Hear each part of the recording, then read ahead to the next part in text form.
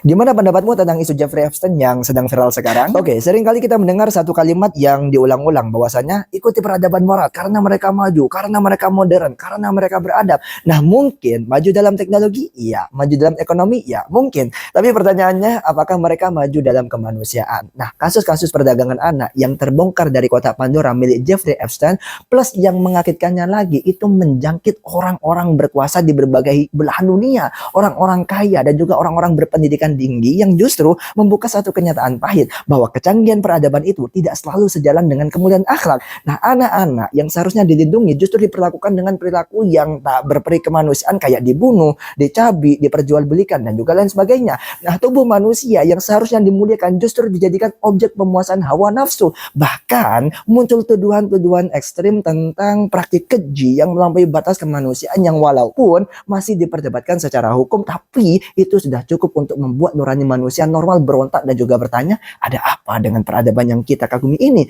Nah, yang lebih menyakitkannya lagi, semua ini tidak terjadi di tempat yang dianggap tertinggal, dianggap miskin, jauh dari pusat kota dan lain sebagainya, tetapi justru terjadi di pusat-pusat kekuasaan dunia yang seringkali menyuarakan slogan hak asasi manusia. Maka wajar jika banyak orang baik di timur maupun di barat mulai gelisah, mulai mempertanyakan kembali bahwasanya apakah ini peradaban yang kita cari? Apakah kemajuan tanpa akhlak pantas disebut kemajuan? Nah, di titik inilah Islam kembali menjadi sorotan sebagai cermin lama yang kembali dibersihkan. Karena Islam sejak awal tidak memulai peradabannya dari bangunan yang megah dan kehidupan yang hedon, tetapi Islam dibangun dari nilai dan juga akhlak yang cukup kuat. Karena dalam Islam sendiri, anak itu adalah amanah, tubuh manusia adalah kehormatan, dan kekuatan adalah tanggung jawab, dan moral itu bukan urusan privat, bukan urusan personal, tetapi fondasi masyarakat yang berperadaban. Dan perlu dicatat dengan baik bahwasanya Islam itu sangat memanusiakan manusia, bahkan sebelum manusia itu kuat, sebelum manusia itu kaya, atau bahkan sebelum manusia itu berpengaruh. Maka ketika peradaban modern mulai retak dari dalam dirinya, bukan karena kurang teknologi, bukan karena kekurangan uang, bukan karena kekurangan orang pintar,